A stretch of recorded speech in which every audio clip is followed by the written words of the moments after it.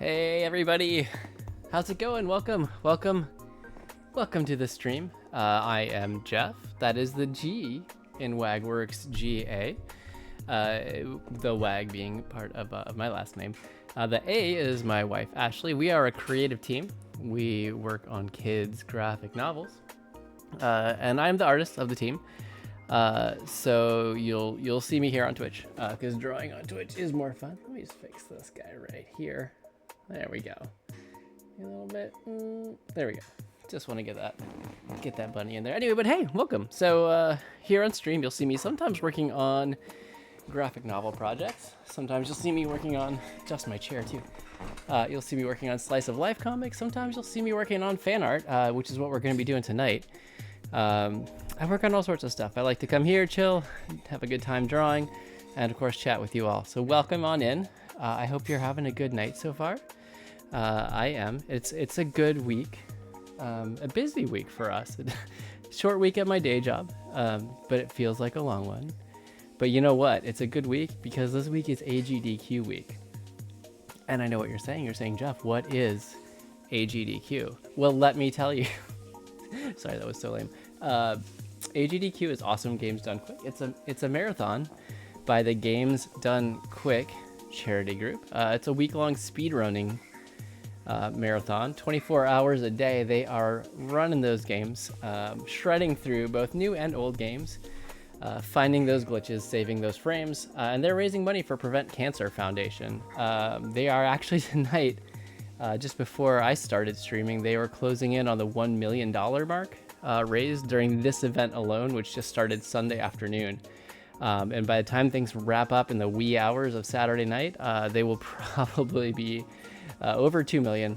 They typically have raised $2 to $3 million for the charities they do. They do Awesome Games Done Quick in the winter, Summer Games Done Quick in the summer. And that's usually raising money for Doctors Without Borders. And they do a couple other events throughout the year. The Games Done Quick marathons are their mainline events. So we will actually probably be rating them at the end of stream. So if anybody is still here, I will be directing you over there to show them some love and support.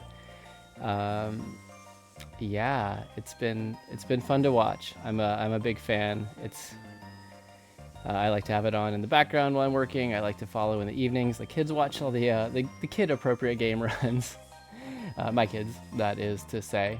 Yeah, I love it. And in fact, if you've been watching the stream, you know that we actually did a piece that I donated. I got a canvas print of our Pokemon piece, and we donated that to the marathon as a prize. That was actually up for bidding earlier this week.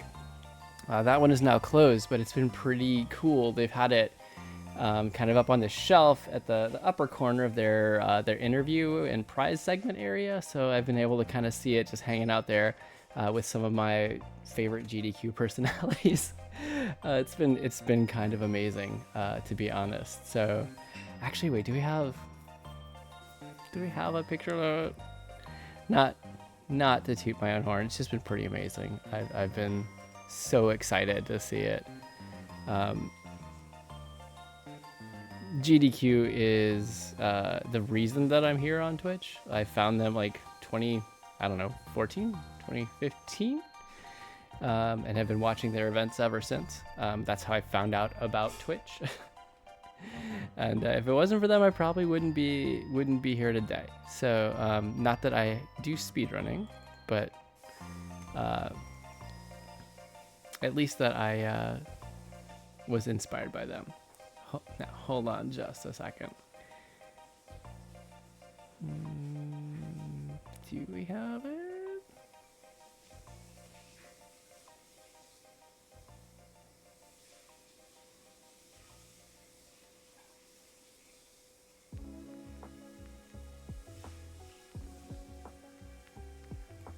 Thought I grabbed like a screenshot because it was the coolest thing ever.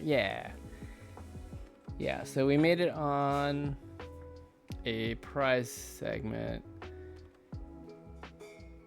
What's the best way I want to do this? Hold on, let me just... Janos, hey! How's it going? Good to see you. How you doing this evening?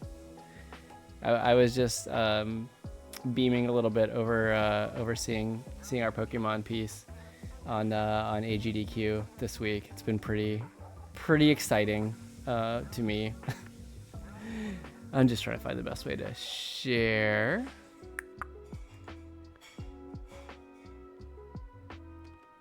If I had, been prepared, I would have gotten this already ahead of time. But I'm not. we had a busy evening. But I'm good. I'm good. I cannot and will not complain.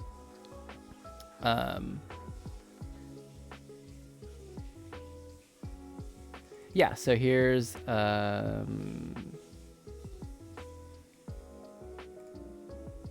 oops, that is the wrong window. Can I bring it new?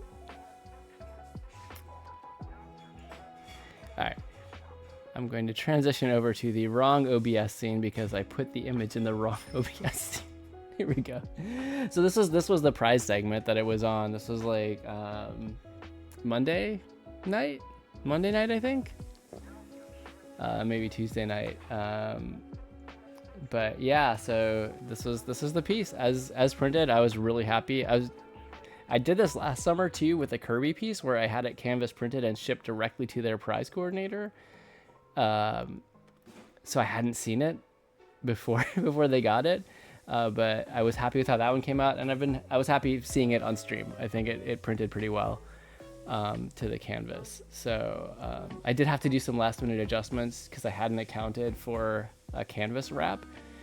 So I actually extended the image by about 2 inches on each side, so that it would still show up as I originally intended, originally planned for what was on the front of the canvas. But it came out pretty good. Let's see what else we got. There was another. It's just I was also saying it was cool because they had it. They just had it hanging out in their prize segment interview area all week. So it's even when it wasn't the active prize, I could still see it there, like in the corner. So like I think this is from earlier in the week. Random screen grab. And now I'll transition back to me. Yeah, random screen grab, but here it is, like right, it's up there in the upper right corner. So that's been really cool. I'm really proud of it. I'm so flattered that this is such an awesome organization. I was willing to share my work, and that was super cool. So anyway, that's been like a high point of my week. What is okay?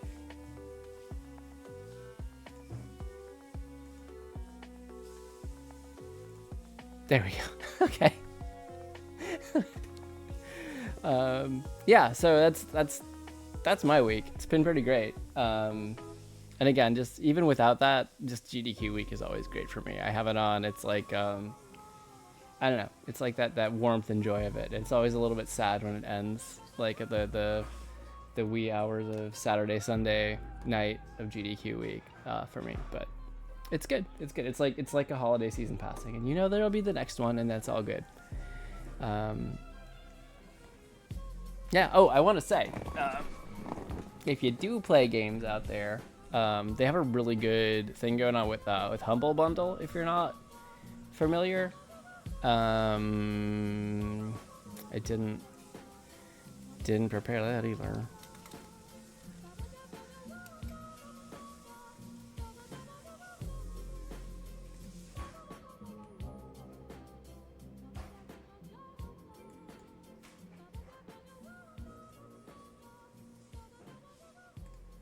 So yeah, if you you can always donate directly at their homepage for Games Done Quick. There's a button, and the money goes straight to Prevent Cancer Foundation.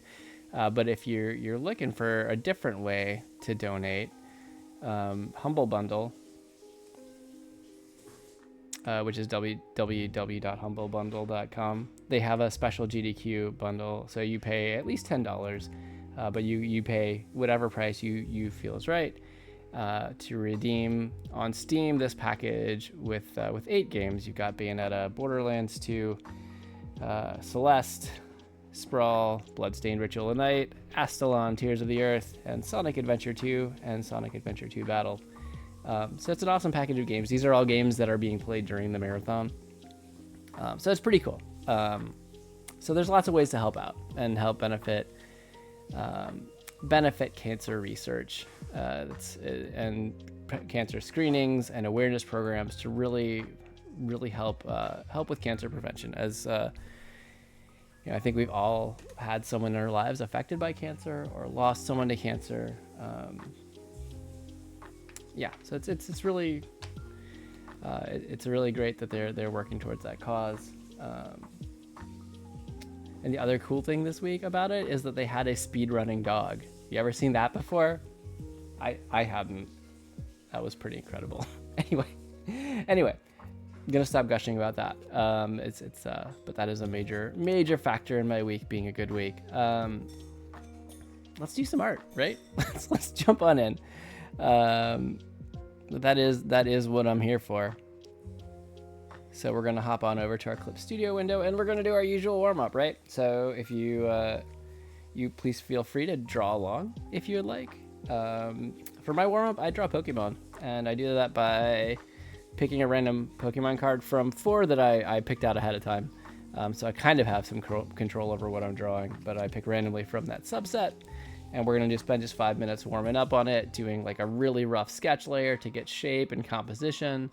And then maybe I'm going to go on to pencils to start picking out some detail, but not like a final lines type deal. It's just a quick 5 minutes, and we do this to loosen up the arm, start thinking about shapes, stuff like that. I'm going to make sure I shuffle. Just not that it really matters. It's my own random stream.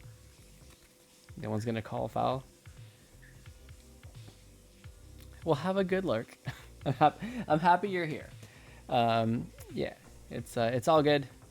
This is a lurk-friendly stream, and we are gonna warm up on Skitty. So, let's go ahead and pull up our reference.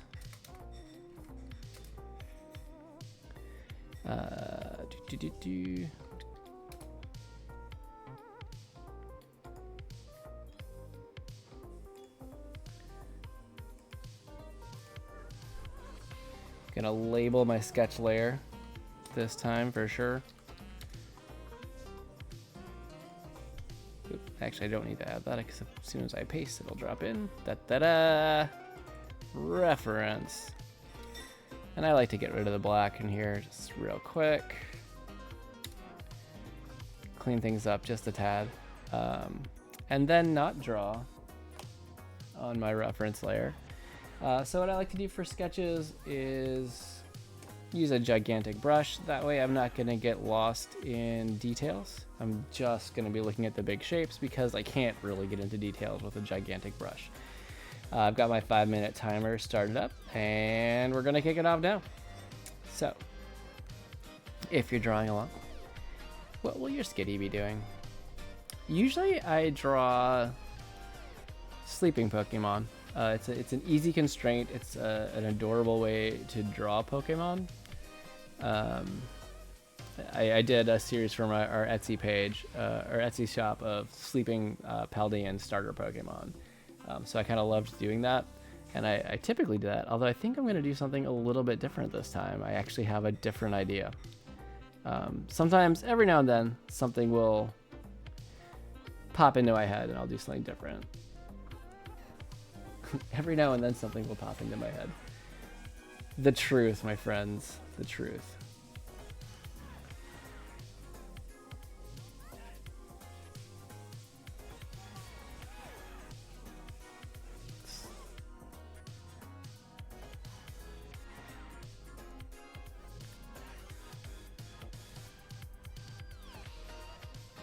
Actually, let's move that leg back a little bit.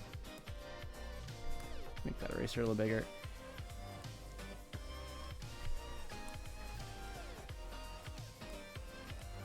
So I know typically here on stream, especially as of late with the GDQ piece and with what we're working on, the Pokemon cards, Pokemon card game Illustration Contest pieces I've been working on. It's been almost all Pokemon on stream. That's not actually all I do, although I do enjoy drawing Pokemon a lot, as you can see here.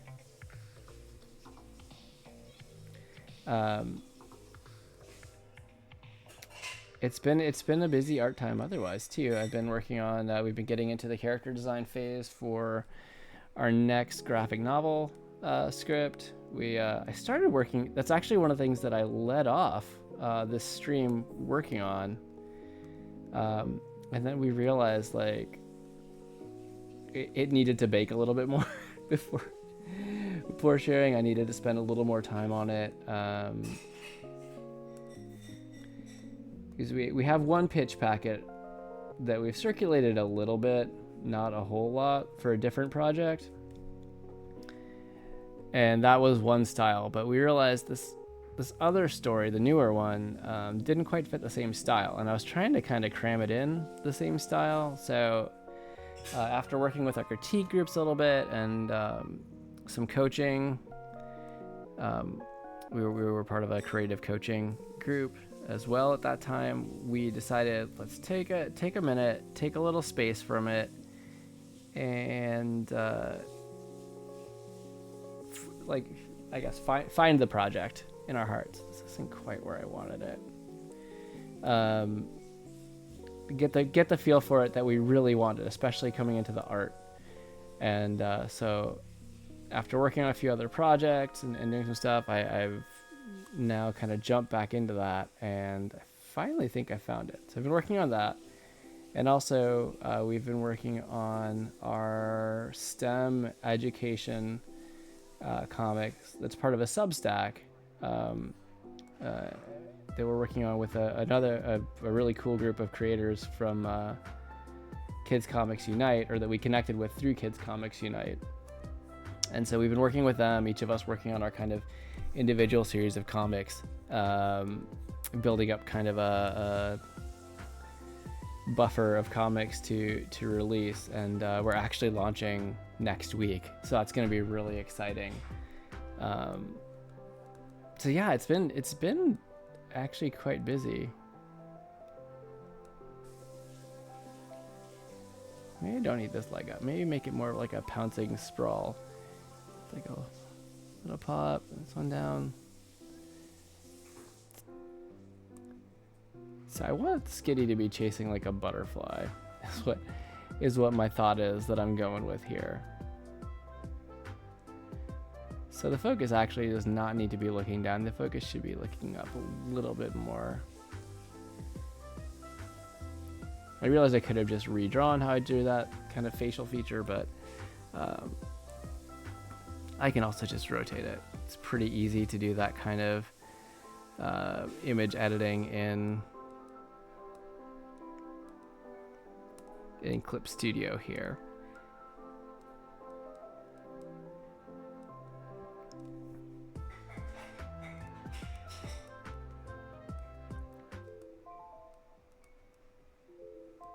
Teeny little nose. Okay. That's okay. That's a good start. So this is, again, this is the sketch phase. This is just loosening up and having fun and trying to find a workable base where I leave it at something like that I could come back to later if I really wanted to. So I'm pretty good. This is an okay place for that. This is good.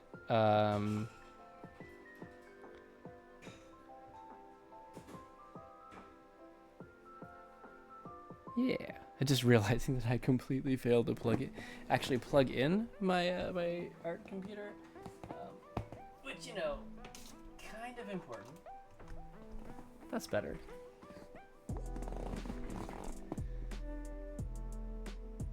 Okay, we could probably make it through the whole stream without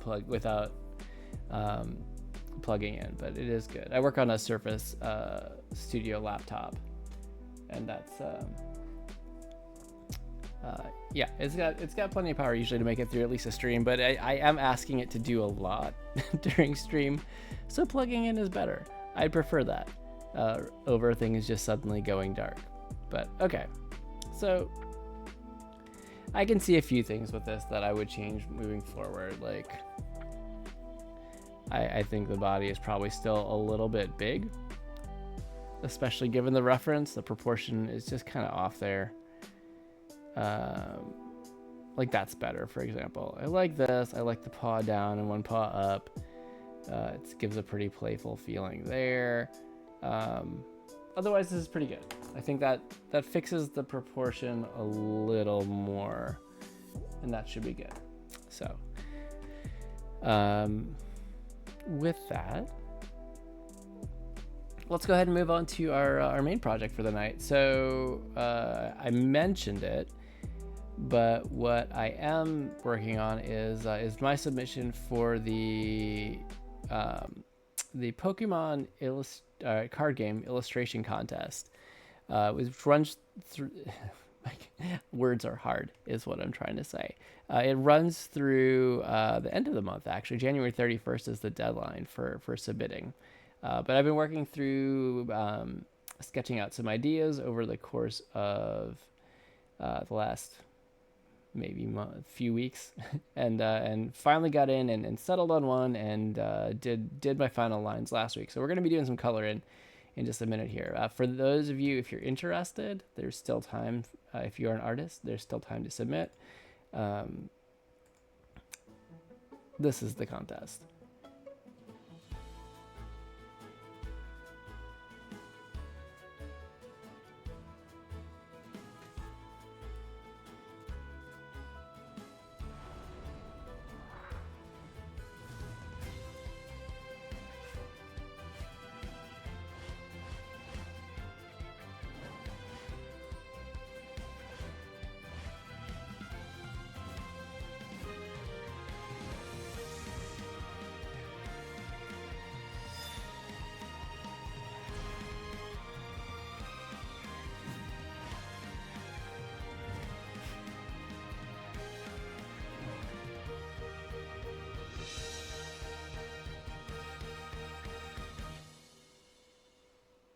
So there you have it. That was the contest, or the trailer they did for the contest.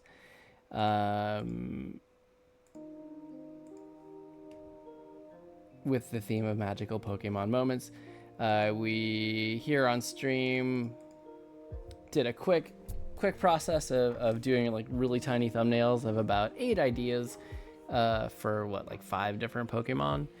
From there I settled on 4, which I did pencil sketches for, which is a little more bigger and a bit more detailed than this. You can see what I'm working on now, but basically this is what those ended up being. I posted this on my Instagram, which is WagWorksGA, same as you see here on Twitch. I posted the ideas. We had a little bit of a vote, and it came out as a tie between Eevee and Bidoof. And then Ashley cast the winning vote for Eevee. I will try to get to Bidoof if I have time before January 31st. That is not a guarantee. You can submit up to 3 pieces. I don't anticipate having time for 3. So anyway, Eevee was the winning vote. So that's what I went ahead and lined last week, which got us to here. So this week we're just doing... really the goal is flat colors. It's not a super complicated composition, so I don't anticipate it taking a huge amount of time to color this, and then I can play around. I might do a little bit of color adjustment to try to get that like the right kind of nighttime lighting going on, and then from there we'll go ahead and do some shading. That may not be tonight, but we'll see. We'll see. My goal is I'm trying to be better about stopping at midnight Eastern time, since I do have to work in the mornings, and streaming till like 1, as I've done on occasion, is not the best way to start your next work day off correctly, I would say. So yes. All right. So. What we're gonna do here, well, we're gonna get started here. Just checking in on a couple things real quick.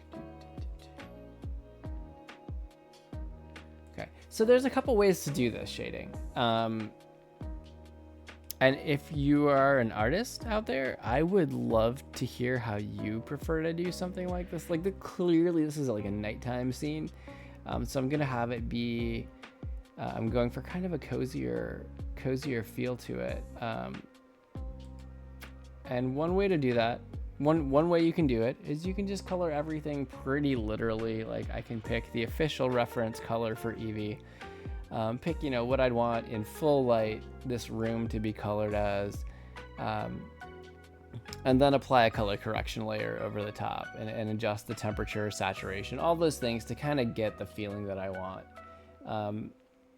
And that's a little bit of a pseudo realistic color type of situation. The draw of doing that is that I don't have to think as much about picking the right palette early on and swapping which color for what. But you know, we can be more creative with it as well, and there's an argument for doing that, for just picking a palette and coloring it directly. It doesn't allow for, I mean, you can still do adjustment layers over the top. So I may play around with that a little bit. I haven't, usually I've just tried to pick a palette straight up, but I haven't done as much with adjustment layers. It might be fun to try it and just see where it goes. In fact, let's try that. So let's do Eevee flats one. So what I've done here, by the way, is I've split up the composition. I did just one set of pencils, right? Like this, right? It was just one layer, just a flat thing. But when I lined it all, I actually broke it up into individual elements. Even the curtains and the floor, like, so everything is a little bit separate. And I did that not so much for the contest, although it's nice to be able to adjust your composition a little bit, having everything drawn in behind. But I did that thinking that I might later want to like animate this for a like stream beginning, stream ending type of thing. And having everything on separate layers is really great for that. So that's why everything is so distinctly separated out. It doesn't necessarily have to be, but for now that's what I'm doing. So let me just pluck a pretty good mid-tone for Eevee, probably something like here. So we're gonna try our adjustment layer approach first, and we're just gonna see where that gets us. Now I did do a white fill layer here to block out, so this is why you can get the separation. If I hadn't, if I turn that off, you see all the lines underneath, and that's kind of annoying and distracting. So what I'm gonna do is I'm gonna control click into my white fill layer, where I already did the selection. So now I've already got a subset area that if I'm feeling a little lazy, I can just fill completely. Now, obviously Eevee's not all this color, but I can come in and, you know, do my color selections pretty quickly. So that's what I'm gonna do here. Nothing too crazy going on.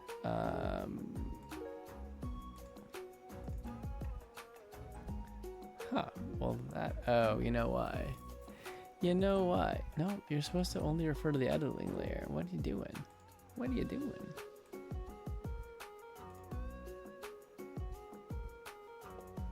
That doesn't seem to be referring to me. Oh, is my reference layer on?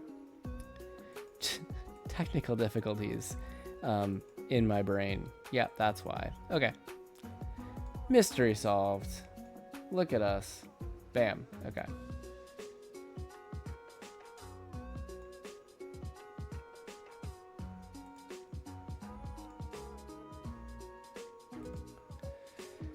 So there's like a million different ways to fill in Clip Studio Paint, by the way, in case you weren't aware. In this case, I'm just using the flat fill, or the selection, and filling within the selection. Okay, you know what I'm gonna do? Yeah, that's what I thought. All right.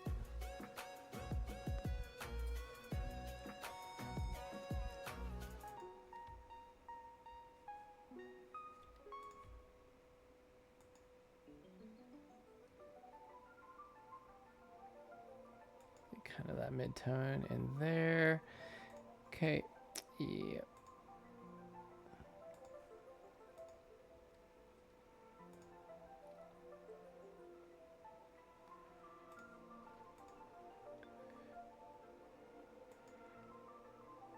I can touch up some of that in just a second. I kind of like this not quite black. And I'm going to just use that in here. Again, there's a lot of different ways to fill, and I'm just kind of playing around with some of the different options right now. It does help when you select the color that you actually want to fill with. There we go. Fill by selection can be pretty handy.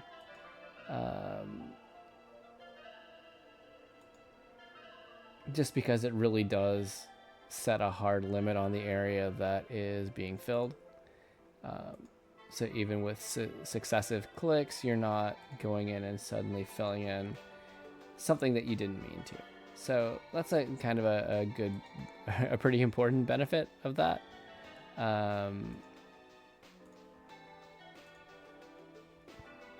Yeah.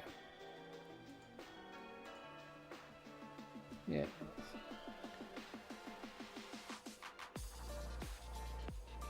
There we go.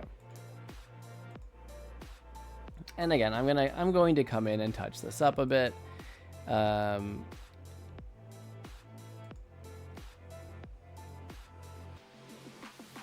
that's not what I want to do. I wanted to do this, and then I wanted to do this.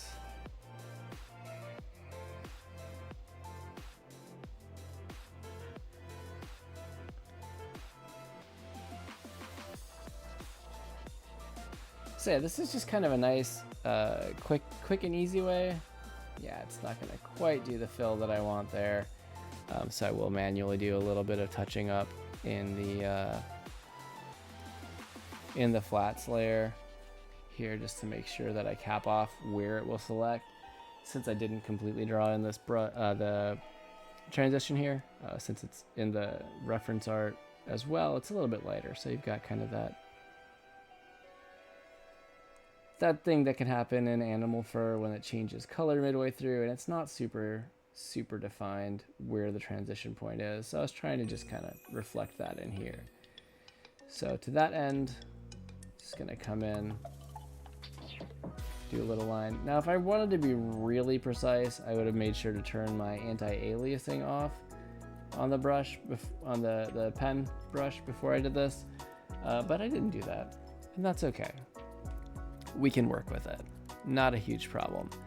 All right, so that caps off the area we want. I can just do a quick fill. And you can see here's where, okay, because I didn't turn off the anti-aliasing down here, you've got some of those semi-transparent points at the edge of the brush strokes. I just come in and clean this up a little bit. It's not a huge problem.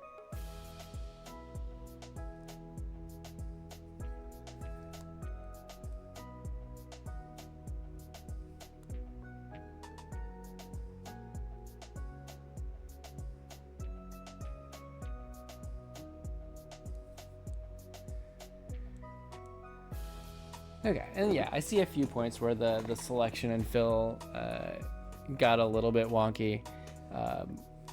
So I'll just be coming in here and clean these up a little bit.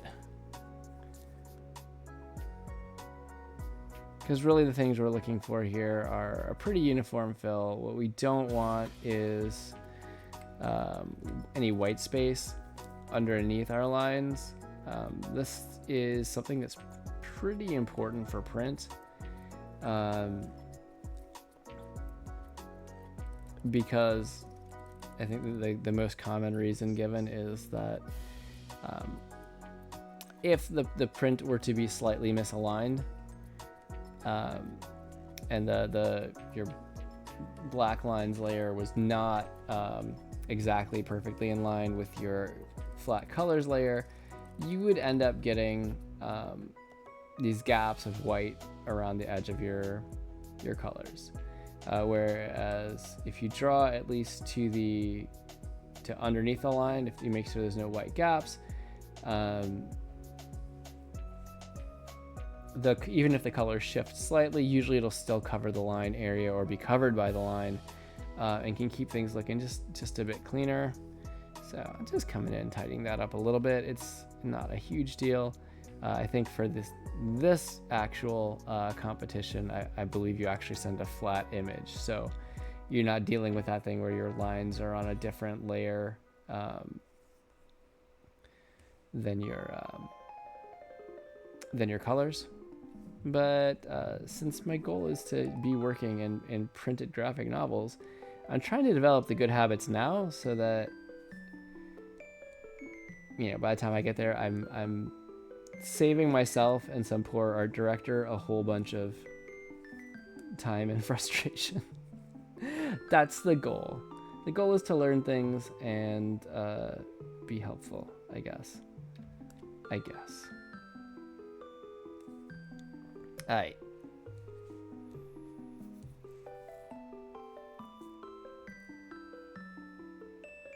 That paw down there. I see it.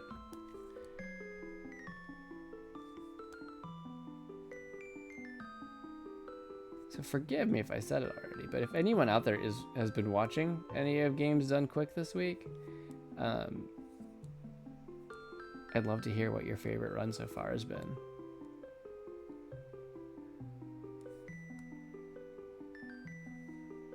Okay. Yeah, let's use a little. That's the wrong button. Here we go. Little tidying there.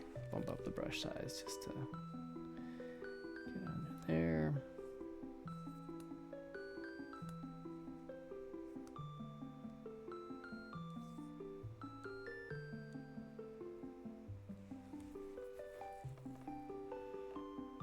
Okay. Pretty happy with that. That's looking all right, if you ask me. So now we will make the Eevee layer disappear, turn off the reference, switch up to our Umbreon for coloring in this Umbreon toy. And again, we've done this whole nice thing where we've got the white fill layer, so I can just right click into here and I've selected the whole thing. And it just makes life a little bit quicker.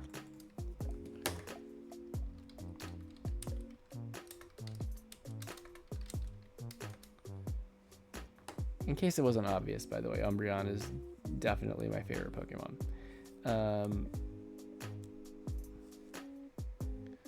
Let's grab a little bit of this nice golden yellow. I'm just going to keep doing fill by selection on this. Set you as my reference. So I can just do that. Actually, I could just do this mostly all at once.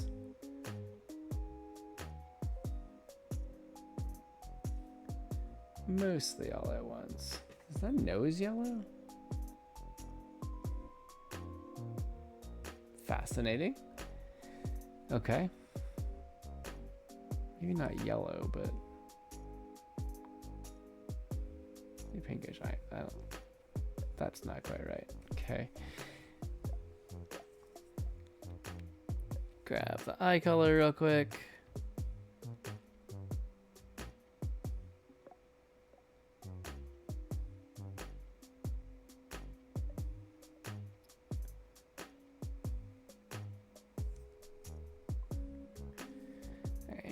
Here.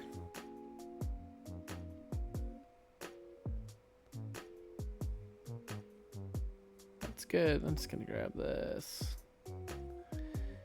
pink for the nose. It is, after all, supposed to be like a toy of Umbreon, so I feel like I can get away with that. And I did notice just now that, you know, I didn't draw the rings on the arms. It's not a huge detail, but I'd like to get it in there.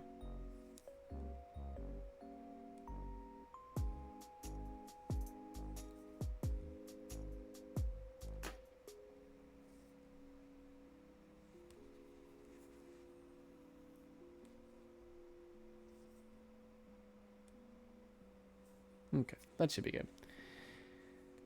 All right, you,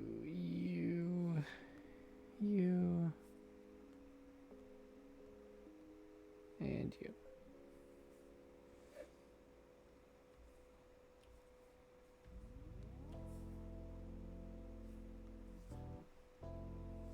Okay, and I'll just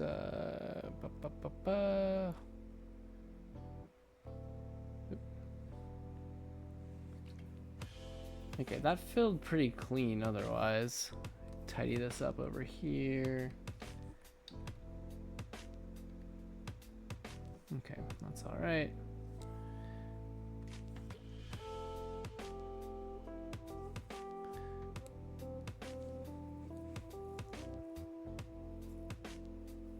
So that's all pretty good so far. In fact, that's our entire foreground is now completed.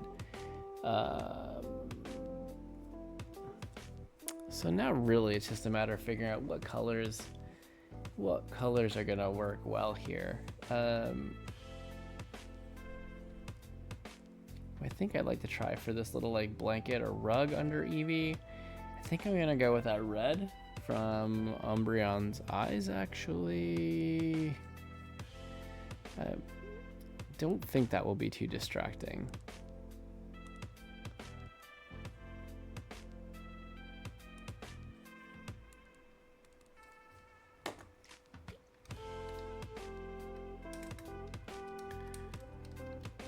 Gonna abbreviate that because why not?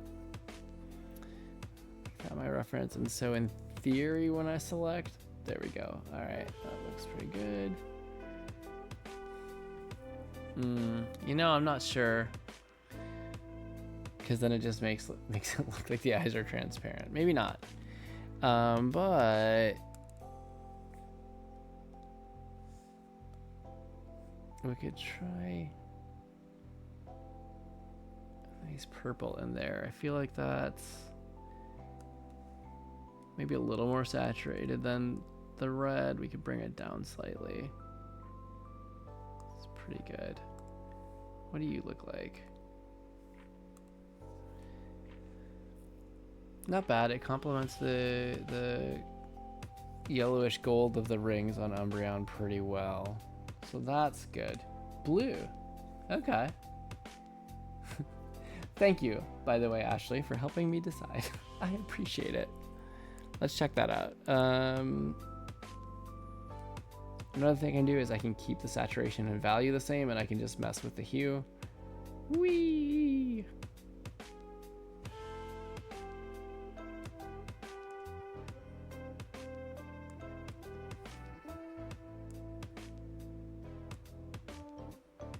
That does look good, and blue is a pretty solid complement to the yellow, although it's exactly a complement to orange. Okay. To play off the night sky. Yeah, as long as it's, I'll definitely make sure to make the night sky a little darker. I'll probably give that a little bit of a bluish, purplish, or indigo, if you will.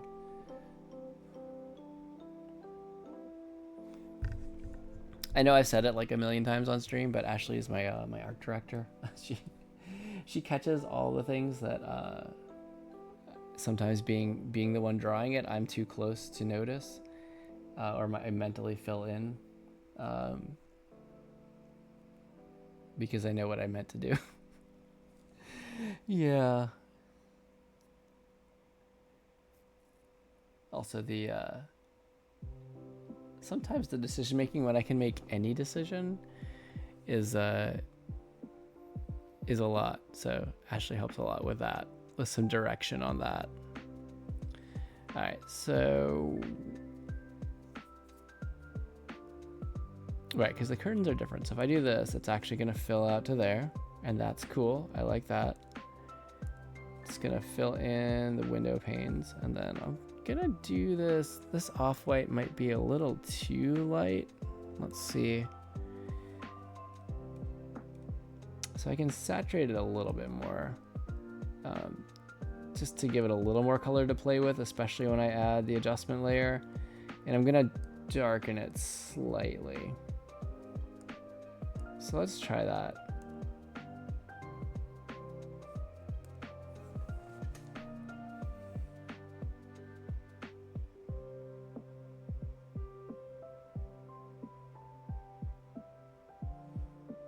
And to note, these won't be the final colors that you see because I'll be laying adjustments over the top. These will all be somewhat skewed in their final tone. So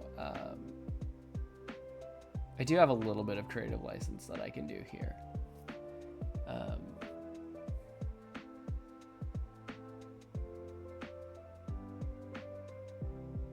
Okay, this is good so far. I'm liking where this is going. In general.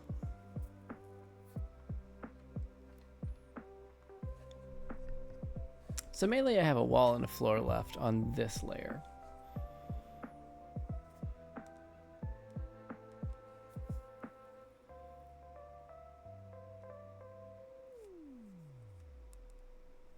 And I'm probably going to go with something along the lines of what the windowsill is, but just, again, a bit more saturated and a bit darker.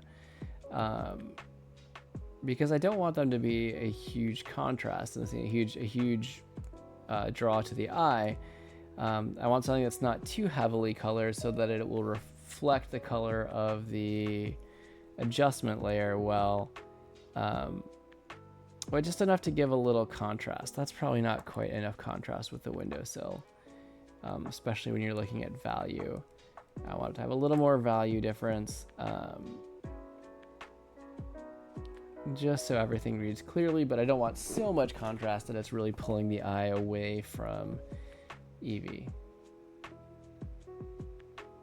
Okay.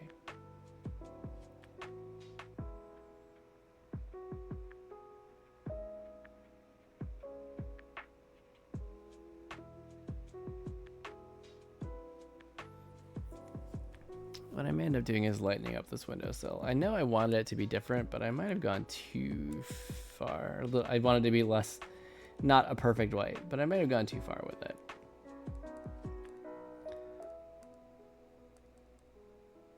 Nope, that's not what I wanted. All right, so lighten it up slightly, desaturate it slightly. Okay.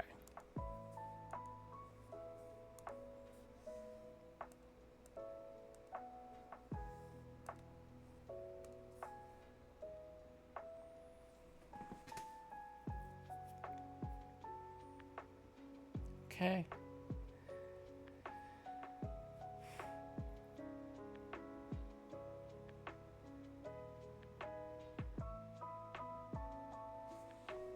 All right, and this.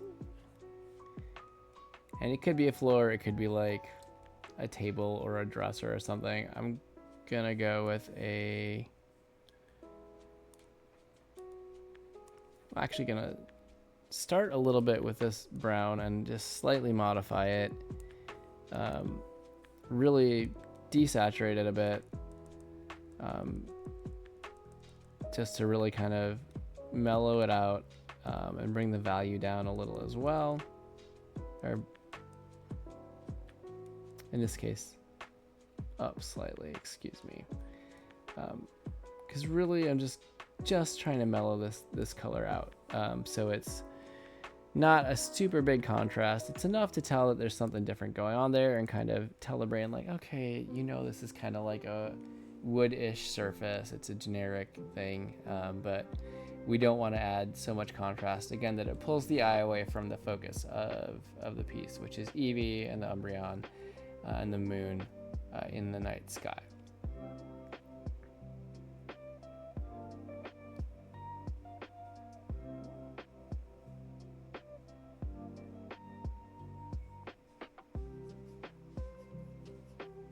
Okay, and since these curtains frame where I want the eye to be looking, I'm okay with using like a little bit of a bolder color.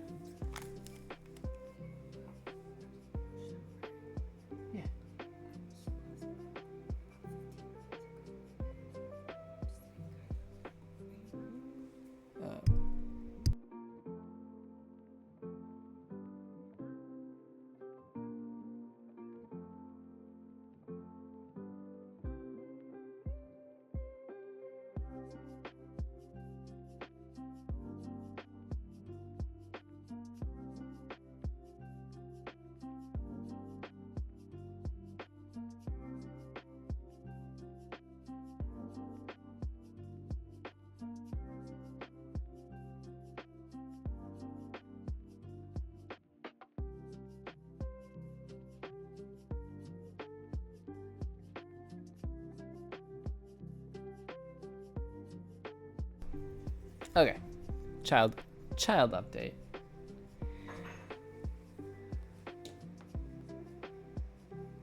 If you've ever had a kid that can suffer from night terrors or other parasomnia events, you know, you know that sometimes you just keep an eye on them when they're settling in or into that, you know, been settled into sleep for just a little bit phase. It can get real exciting real fast, and it's not always what you want. But everybody's good. Everyone's good. Okay, I'm gonna try this. This is perhaps a little bit aggressive on the curtains. Oh, when the curtains aren't even this layer.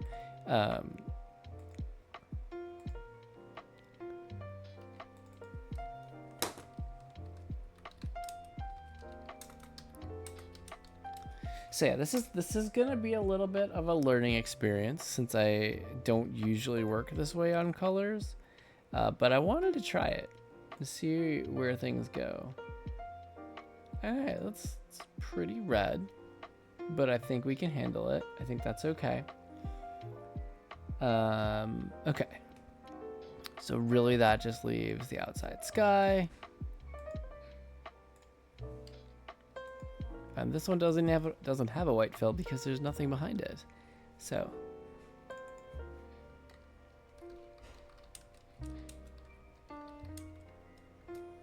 alright.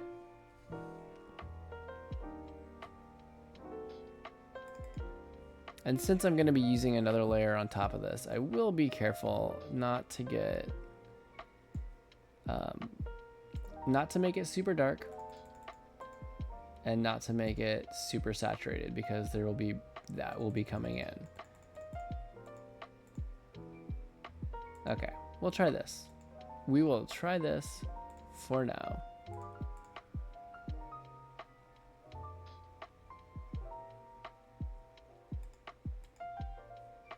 Oh, right. You know, I apparently seem to be having trouble remembering my reference layers tonight. And that's fine-ish, I guess. Okay, so I'll leave this here in case I want to animate it at a later time. So here's that. For my clouds, I'm gonna come in and just like super desaturate this color. Give it a little more light, but I'm not gonna go crazy with it.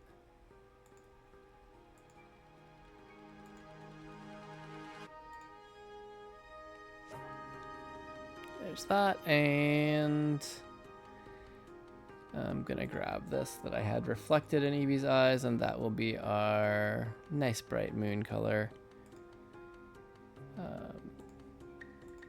Yeah.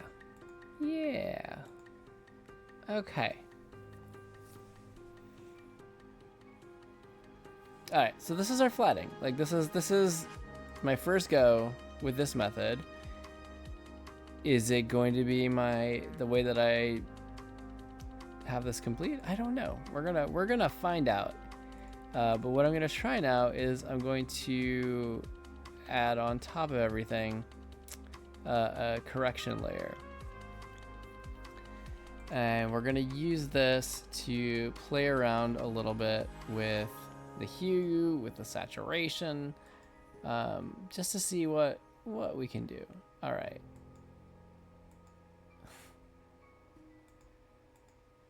As you can see, things can get real interesting real quick when you start playing around with it. So this is generally seeming like it's going to veer things towards our cooler colors, and then this will I mean, cooler colors and warmer colors are present in each, but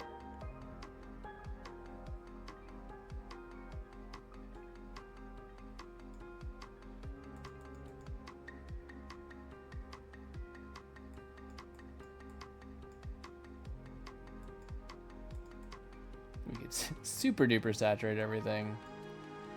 Okay.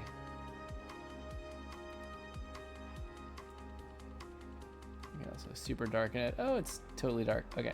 No, I don't want that. This is a fun experiment.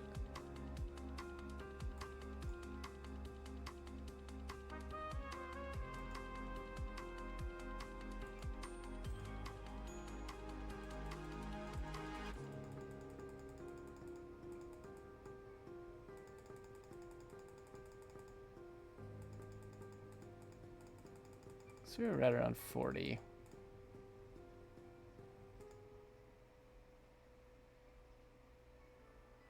But this isn't quite what I'm going for.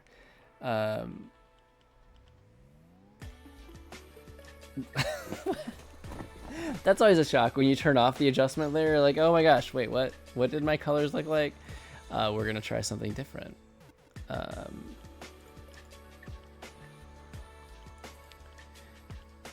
We're gonna do this a different way because that's fun, and why not?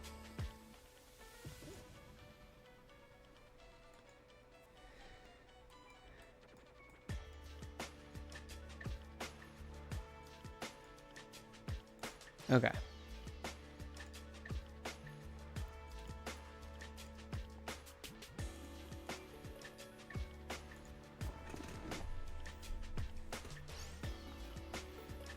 So we're just gonna have fun with this. This is gonna be, okay, that's the simplest. This is just setting up a layer to multiply.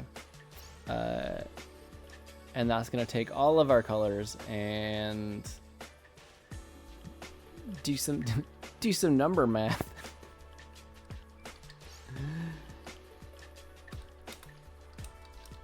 It's going to change the values based on, you know, what we set for our color there, with 100% brightness. What's our saturation like? About half saturation, with this kind of nice purpley, almost indigo color. So that's what that looks like.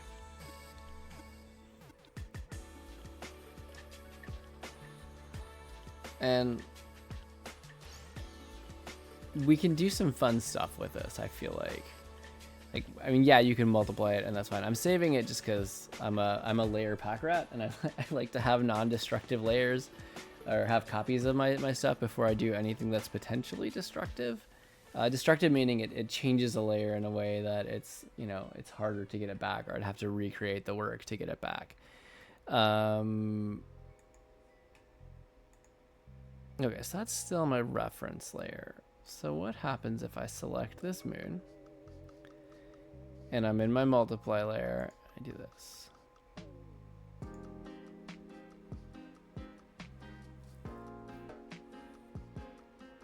Wait. Oh, that's why. That's why. I know what I did. I know what I did. Okay. Undo. Because what I want to do is now go in here and refer to all layers. No. Okay.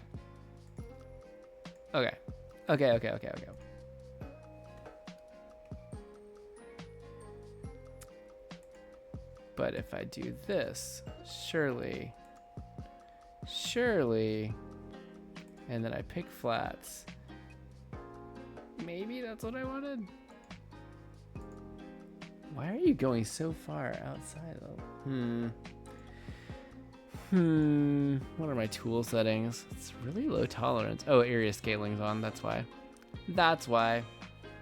Tell you what, like my friend Jeff Larkin says from our in our Clip Studio group, if something's acting weird, you should probably just check out your tool settings, because you're probably just doing something wrong.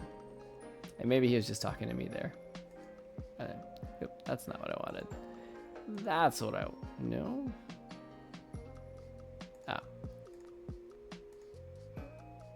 Okay.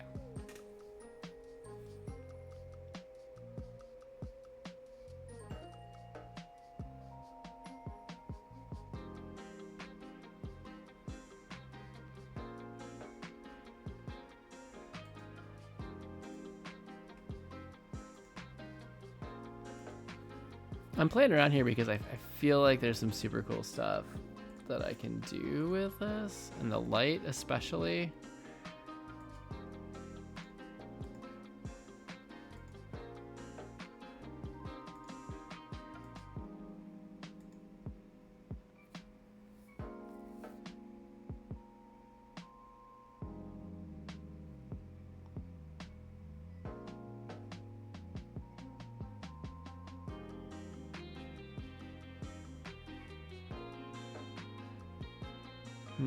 Okay. This has promise. This has promise for how I want to do this.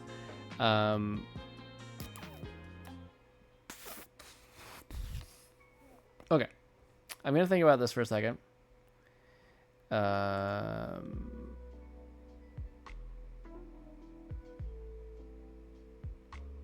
I'm going to think about this for a second.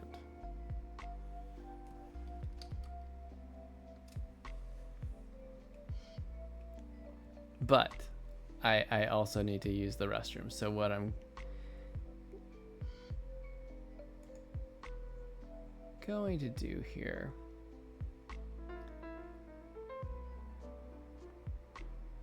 just a moment. I have a plan. I really do. I really do, dear viewers. Excuse me for a second there.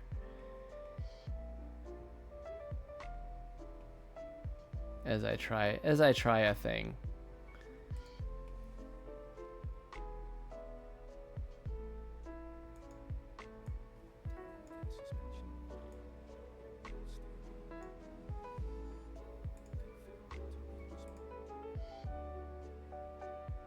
Actually, if I just do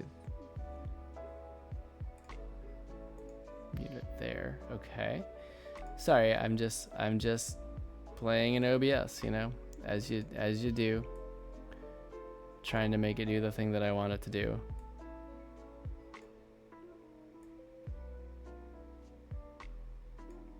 Heaven forbid. All right.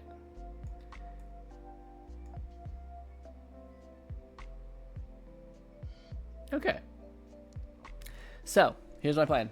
I think I actually have the thing about how I want the thing. So I'm gonna go on break here for a minute or two while I go potty. Go potty. Can you tell I have kids?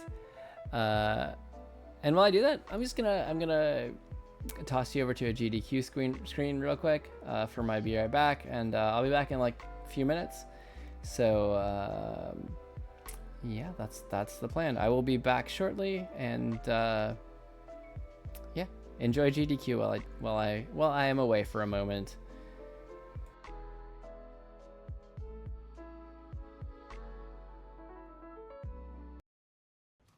Use that door opening to clip out of bounds. It kind of intersected with his geometry and shot him up. All right, how are we looking on checkpoint? You should get one here in a second. Awesome. Just gotta kill all these guys for you. So coming up is a teleport that's the whole reason we're like changing our in-game sensitivity is because of this teleport here. And I got it. Hey, yo. So Nice. I teleported from all the way over there to right here. And is that like how, if y'all are that worried about your sensitivity, I can only imagine the precision of that. Like Yeah, And that trick only works on a few sensitivities. It's like 1.2, 2.1, it's 5. 2.1, 3.1, and 5. The only sensitivity is where it works. Why? It's weird for how the game calculates look angles, which is very weird numerical That is values. so weird. It's different for just every teleport. So looking through and trying to find which ones work and didn't, it has been like immense situation we just had to go through. It was definitely a trial and error type thing, I believe. And just trying, we've tried every single sensitivity on that teleport, I believe. And yeah, those are the three we settled on, so those are the three we play at. I'd like to know, DPI doesn't matter, it's just the in-game sensitivity. Okay, it's in-game sensing. Gotcha. Here's something we found by accident, by the way. If I stay back and I don't enter the reactor room, and none of the enemies will spawn in the reactor room, making it much easier for Nervy. He went AFK, and I was like, all right, yeah, let me go practice this real quick. I just had no spawns, and I was like, oh, keep doing that. Yeah, so right here we just need to destroy these 4 reactors, and once we do that, we're able to complete the mission. So yeah, the flood are everywhere. They're taking over everything, so we're just gonna blow this place sky high and get out of here. And that's the 4 dead, and we're just going to make our way to the final elevator. Oh, I hope this trick works. Okay, so coming up right here is a very unique co-op trick, so hopefully it works. It's so cool.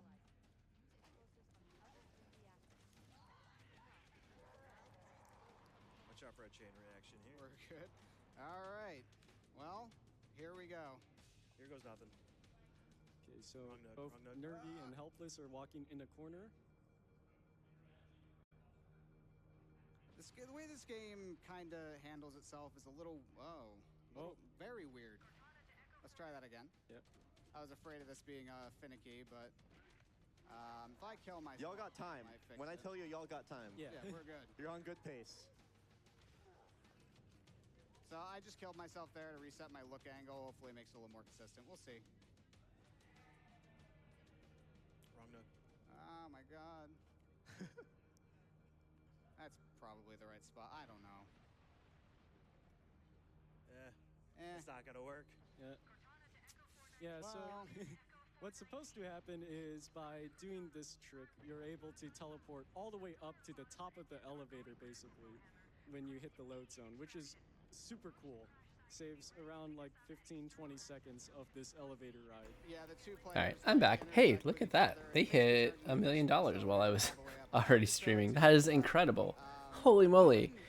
That's super exciting. What are they playing? Like Halo? We haven't quite figured out why. At least we got the Warthog drive coming up. Yep, so. Halo.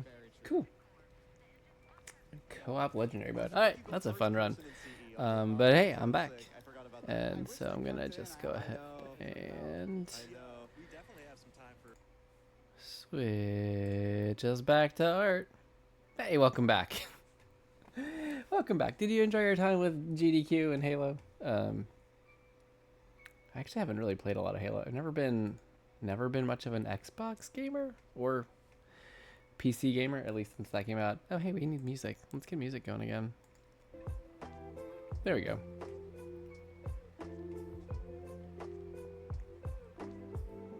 All right, cool.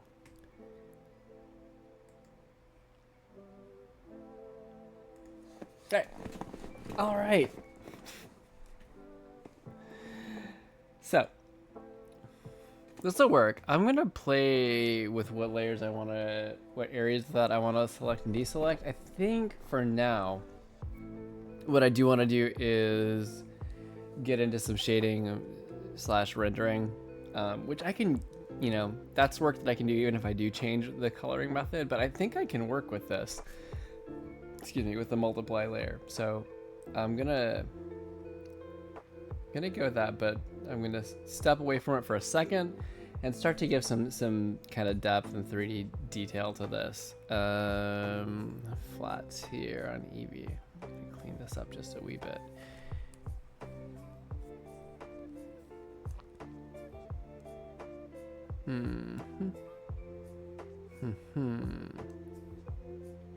So clean this up on the Eevee flats layer. Is the white fill on? That's why. Okay. Okay.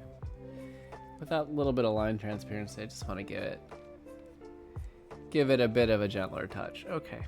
There we go. You there too. Here.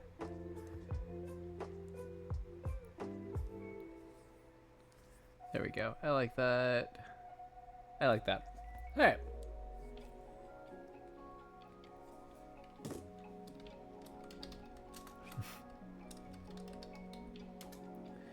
Alright, and if you know me, you know I like to do a nice little purple shadow. Maybe I'll do this darker. Usually I would desaturate it a bit more so it's not quite so strong. But since this is a nighttime scene with a dim, like dramatic lighting, I kind of want to do it this way. So we're just gonna see.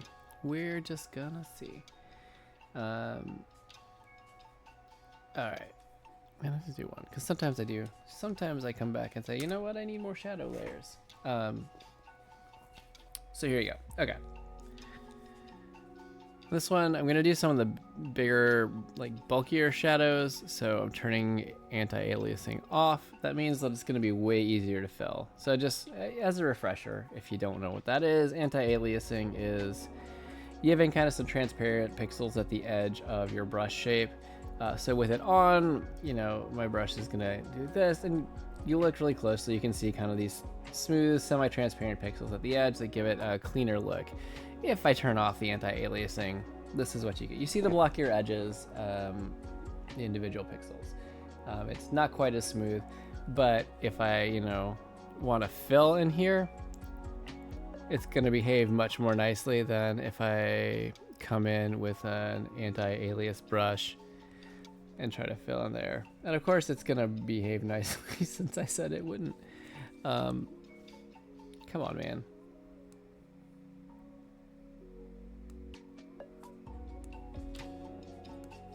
There you go. You can get things like this. You can get things like this. It looks like I did that intentionally and I'm drawing some sort of tribal tattoo on Eevee's face. And Eevee does not, in fact, have that. So no, that's not what's happening. So going back to turning anti-aliasing off, and we're just gonna do it. We have a really easy, obvious light source here, and that's something I enjoy. So it makes it nice and easy to be like, okay, I know exactly where my light's coming from because it's part of the subject of the picture. And I will say, this is a pretty dramatic color to draw a shadow in. But we can also mess with opacity settings here. So we're not super stuck with it. I can always tone this way the heck down. If I go back and look at it, I'm like, oh wow, that's really dramatic.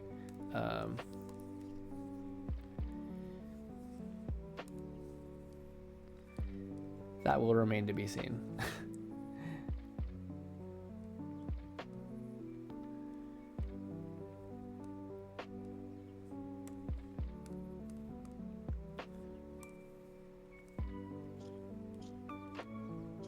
Actually, this is going to intersect here because there's going to be shadow from the floofy mane.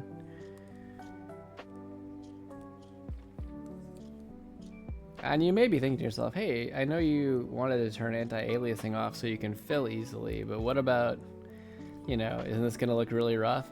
No, it's not, because I'm going to smooth that out. In fact, I typically do a little bit of smoothing on there, on my shadow edges to make them nice and clean, nice and clean, nice and smooth, so that there's nothing too crazy or dramatic going on.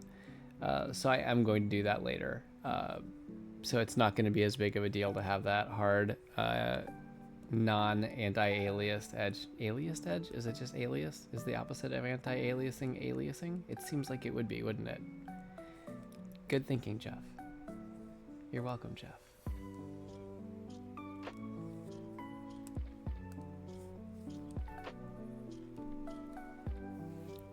Okay.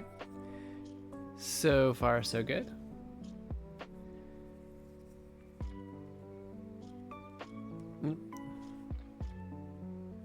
I knew what I wanted to draw, but my arm was just like, I'm in a weird position, and I'm gonna just start dragging across dragging across half the page, because, you know, that's what arms like to do.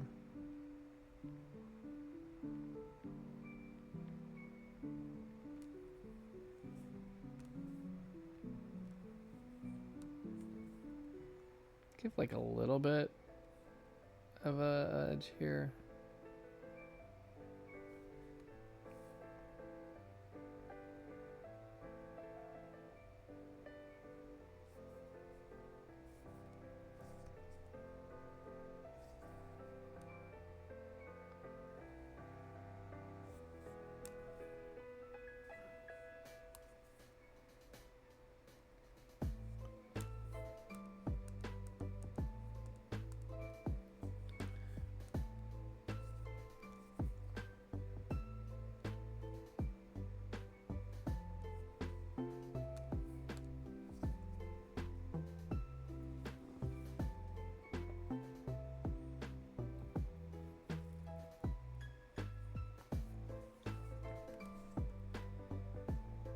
So far, so good. Give a little depth and shape to the eye. I will almost certainly come back and touch this up some more later.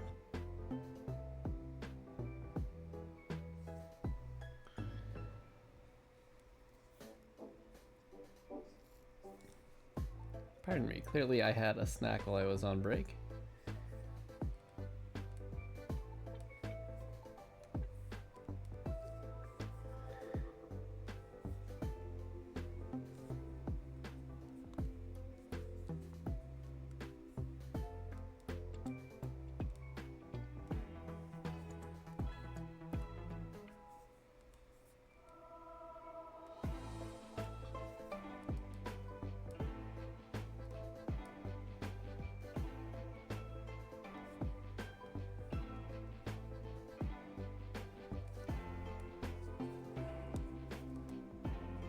in here a little bit.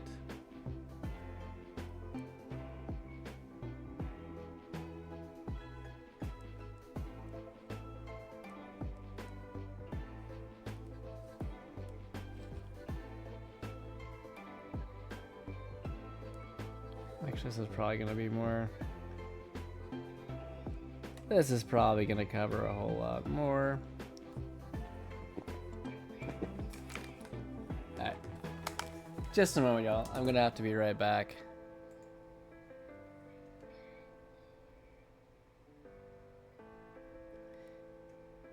There we go. Alright. Just a moment.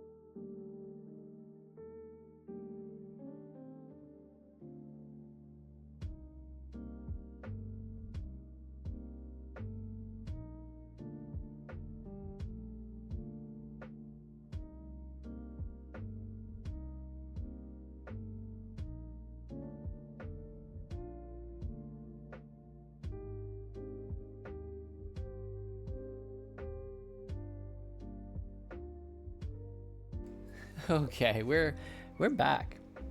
We're back. We're all good here. It's parasomnia is an interesting thing, let me tell you.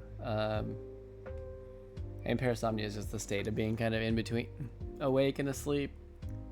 And so one of our kids sometimes finds himself there, and it can get interesting. But no night terrors tonight, and that's a nice thing. You know, I realize I don't actually talk a whole lot about the kids on stream, and they're like a major part, a major focus of my life and Asher's life, obviously. But just figure, you know, if I were in their shoes and like years later, I'm like, oh, here's, you know, VODs, or just even knowing in general, like that, like, oh, my dad just talked about me randomly on the internet to a bunch of strangers. Like, it seems weird. Feels like that could be uncomfortable. So I'm trying really just to be respectful of that for them. They are a huge focus and very big deal in our lives, but I just want to make sure I'm not doing anything that they'll later be like, why did you do that? That's so weird. It makes me so uncomfortable. You know? That's all. That's all, if you think about it.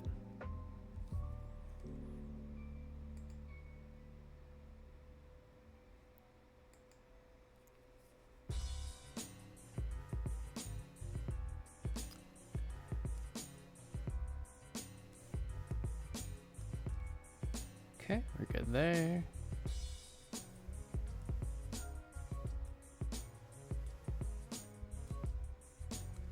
Not quite right on that line.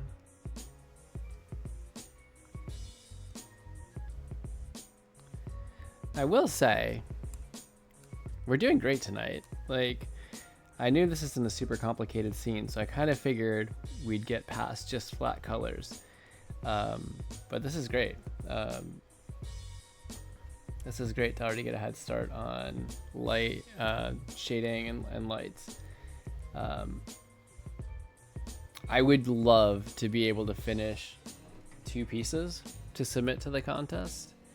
But again, my real, the baseline goal is 1, because I know I have other art projects that I work on outside of stream. So just to find the time to do that is tricky. I think I was thinking about it the other day, like, even if you look at like the GDQ piece that I did, for example, that was what I did, a stream where I did all the thumbnails, and then I did 3 streams of pencils, picked one, did a stream of lines, picked one, did a stream of flat colors, did a shading one. I think I did 1 more. So that's what, like 8? I can count fingers. 8. That's 8 weeks that I spent doing it. But really, the streams are all 1 to 2 hours of actual work time. So it condenses down to something like anywhere between 8 to 16 hours between all the thumbnailing, all the penciling, to get to the final product. Which is nuts. Not that I have a day job. I work as a scientific programmer, meteorologist. So it's not that I tend to spend 8 hours a day on art, but that is not the pen tool, Jeff. All right. It is interesting to think of it in terms of like, oh, if I spent a full-time day on this, it would actually just be like, it would have been about a day or 2. Not even a full week. Oh, that's kind of nuts to think about. Okay, I can actually, this would be more shaded. So I'm gonna close it here and make this deeper.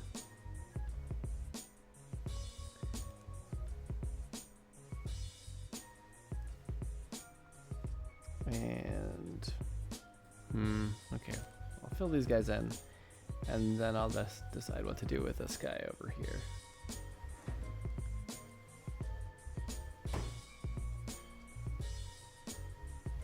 Okay. Yeah, actually, these should probably just be one.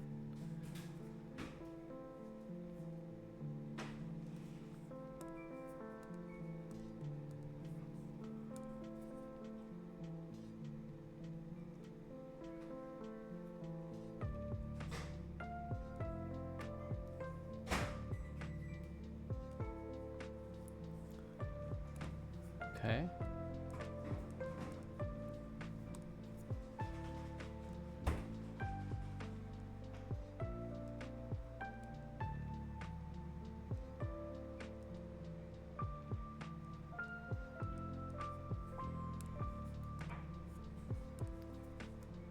All right.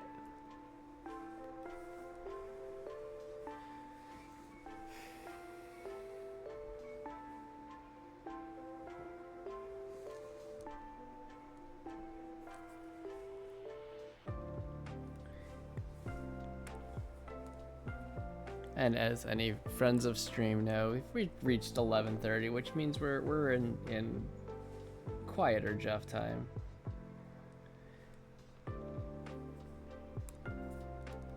As I focus / be tired. So I guess these I might, okay. Still, those I'll probably actually end up blending less now that I think about it. That's okay. That is okay, y'all. Give it a little more shape to the bottom of the face here. Even give like a little.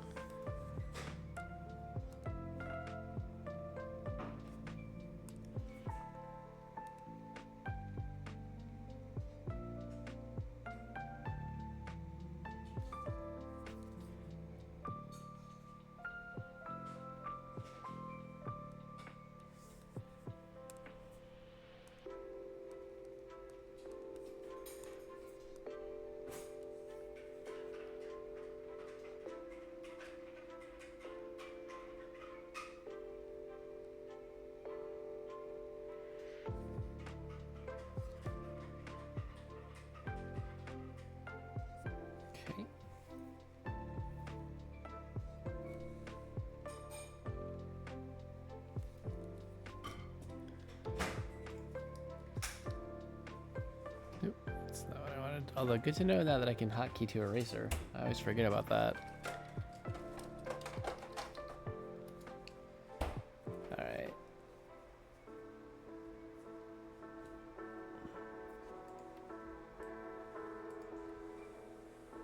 Grab that moonlight color. I like to do either, it varies whether I do a soft light or a hard light. In this case I'm going to do hard light because I want to kind of add a little more to the contrast and drama of it. That's not quite right. But I can play around with that.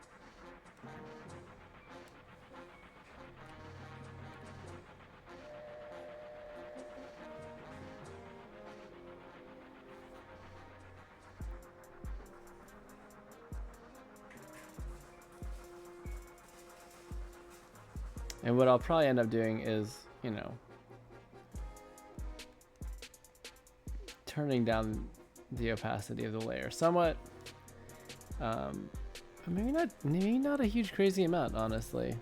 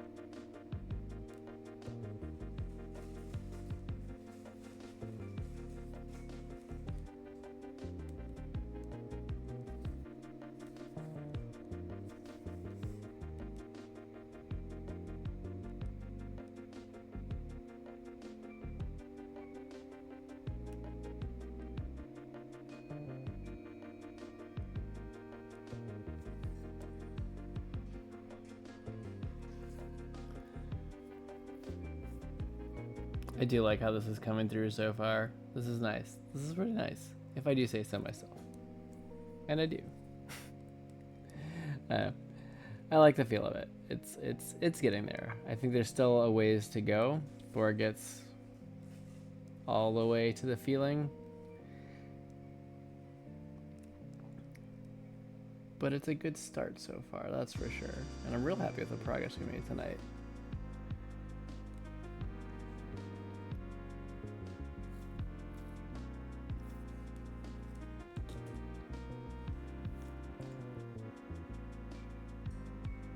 And one thing I do like to do, just to make sure things are reading clearly, is to look for the contrast in the piece.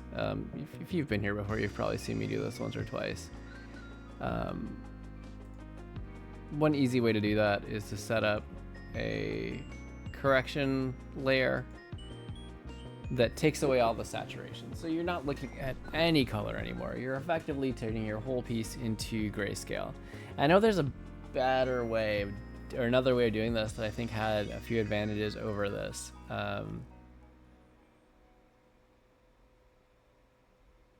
But this is fairly effective. So really the thing to look at here is you're looking at your values entirely and seeing, okay, is there enough contrast in here? Am I getting, am I drawing the eye where I want to? Am I getting an effective foreground, midground, background feel? And what I'm kind of seeing is no. a little bit. The highest contrast is in Eevee and at the window, and you can see that pretty well. I think once I shade in Umbreon, you'll see it a bit more. The nice thing with doing the flat colors and shadows and highlights this way is that we can always swap the flat colors to add something with a different value, and that will come through as well. But I do want to be mindful of this, especially since this is a very specifically focused piece with a specific purpose. I want to make sure I'm hitting those things. So we're going to keep coming back to this layer as we're working. I'm okay with this for now, but I may want to make some tweaks as we continue onward.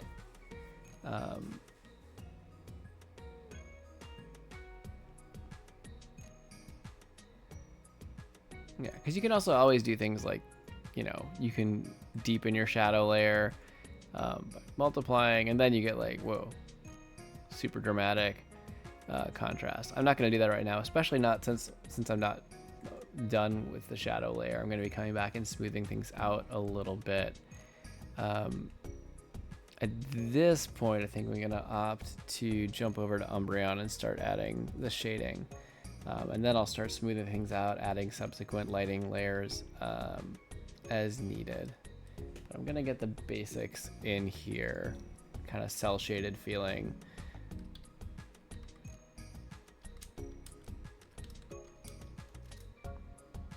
Set you to multiply. Just to be consistent, I'm going to make sure I'm pulling this shadow color from the Eevee. And coming in here,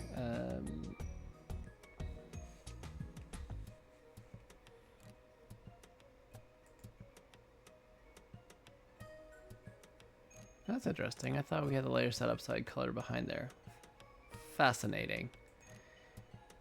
Can fix that later if I need to, but I might not need to. That may be a chunk of this, you know, this scene that no one ever sees. But what I do want to do is, you know, I'll draw in where the Eevee and the Umbreon overlap to make sure I'm getting the shadow from Eevee.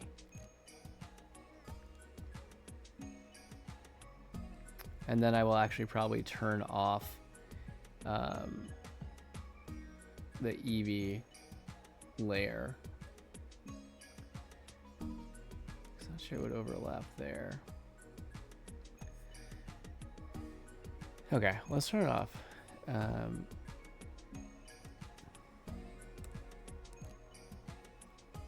Right.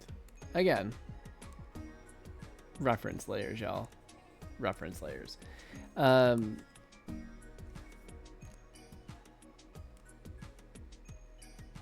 Yeah, so again, I mentioned I may want to come in someday and animate this in some way. And so me doing it this way, where I've now cut the with Eevee out, I have the shadow. You know, I could even just put the Eevee shadow on a separate layer.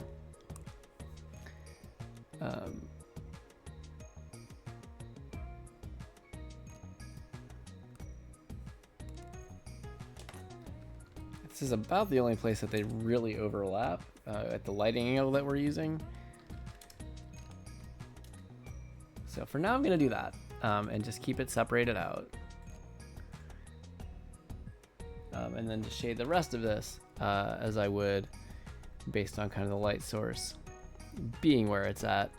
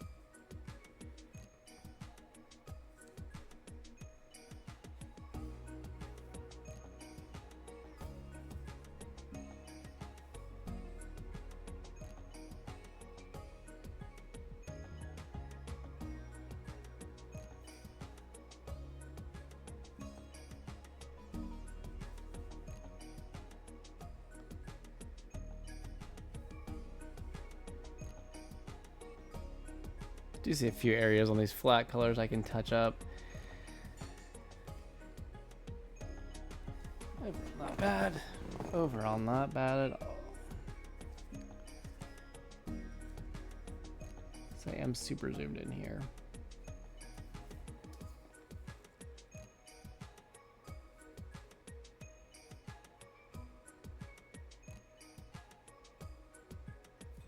Okay, the tail shadow's not quite right.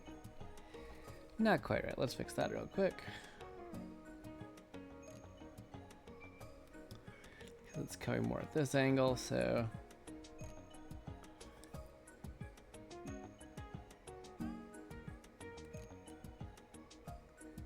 They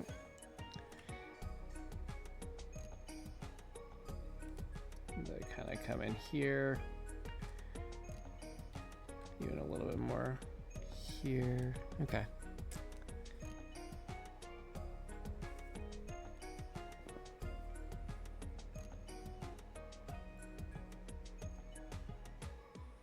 And just as a reminder, the floor shadows are going to be actually on the background layer, not on here. So I'm aware that, you know, things cast shadows on the ground. That's just not happening in the layer that I'm working on shadows on right now.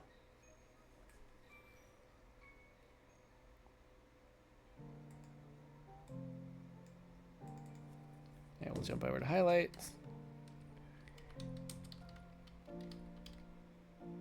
And that.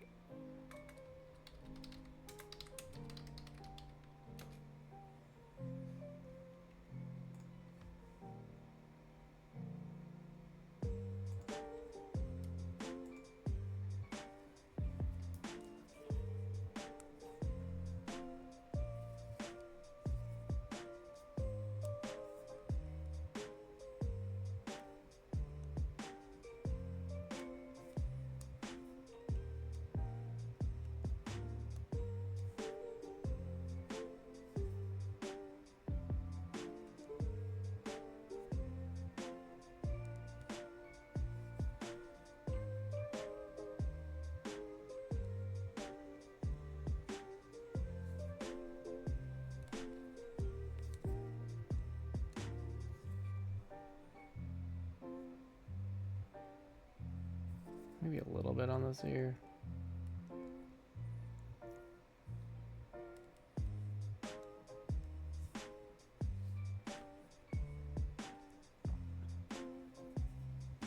Okay, so I'll turn on the Eevee paw shadow, turn on the Eevee layer. Okay, we're doing real well on this, actually. I'm debating whether I want to jump into any other layers right now with the shading, or whether I'm content to just stop here for the night. Probably just stop here. I think this is good. I'm happy with this. Oh, I do see one spot on Eevee where I want to add a little bit of shadow. Let me get that real quick.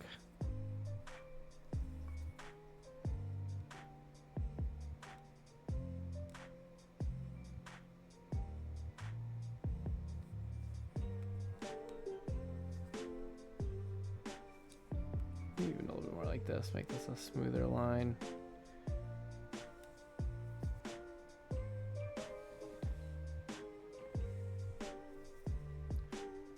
Shade out to like here.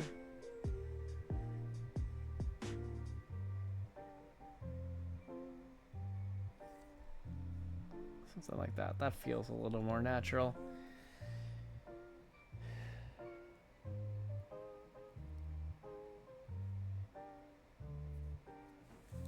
Okay, this is good. This is good. I'm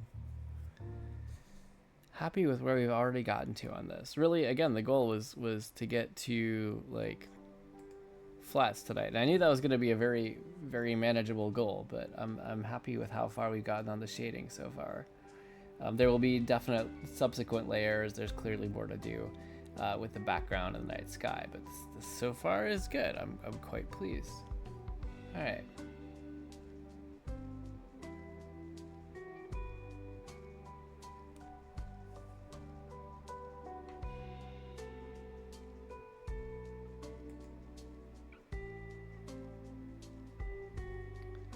So here, you know I can do it.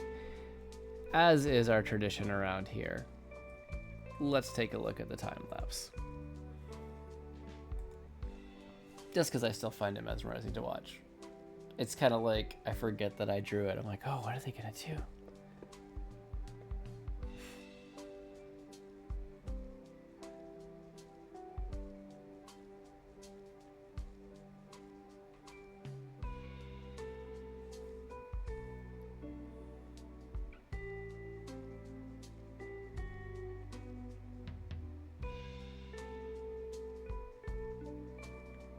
Do it again, but faster. Too much power. Clearly it's gone to my head. Clearly all this power to manipulate time has gone to my head.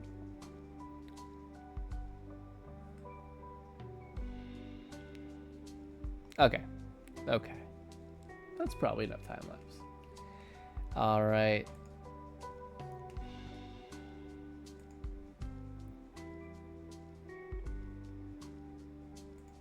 So, here we are. It's just a little bit ahead of midnight Eastern Time, United States. So, I'm gonna be wrapping up here. We're gonna do something new tonight. I'm going to try my first raid. We're gonna raid GDQ, which means for those of you who are unfamiliar, it just means it's gonna redirect your Twitch app or Twitch browser window over to the GDQ channel. You're not committed to anything. You're not going to be stuck in chat. Nobody, they don't really necessarily pay a lot of attention to who's just coming in and watching. And you can feel free to leave as soon as you want. You don't even have to stay for the raid, but I'm super psyched about GDQ, and I'd love to direct any of you there who aren't familiar with it, because it's just such a cool group. Again, it's really inspiring, the community they build, the inclusivity, the things they do with video games are just incredible, and the love of what they do, and the way that they just look for ways to share light and in the lives of others and help all of these different groups. So that's what we're gonna do. So I'm gonna just to let me know, I'm gonna go to stream ending screen. You'll probably see a little pop up in chat saying that we're gonna go raid GDQ. And then it'll be like a little countdown before it actually officially goes over to GDQ. to their feed, at which point my stream will be over. So thank you everybody for joining. It's been fun. It's been a pretty chill night, and that's good. I think that's kind of just what I was looking for. Yeah, I'll be back next Thursday, 10 o'clock p.m. Eastern time, in the United States, as per usual. And we'll be continuing on this Eevee piece and getting, dare I say, close to finishing. So that's good, because it's, I need to finish it by the 31st to submit to Pokemon, to potentially be on that on a Pokemon card. That would be incredible.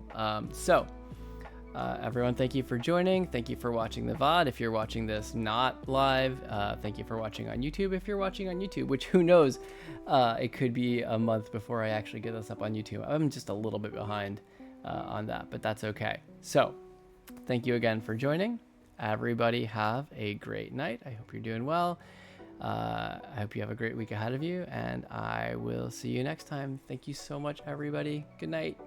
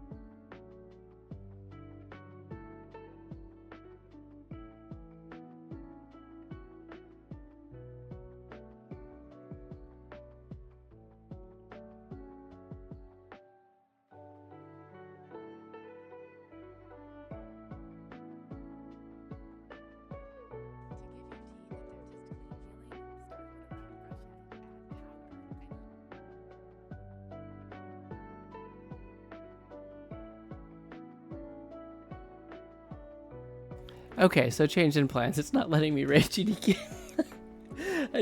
I went to do it, and it says, sorry, we can't raid GDQ at this time. So, I will just let you know they are over at twitch.tv/gamesdonequick, all one word, all lowercase. And I do hope you pay them a visit if you're interested. It's again just a great group. And maybe my research work for the next week will be figuring out why that didn't work. But so no raid. But thank you again, everyone, for joining, and have a good night. Bye, everybody.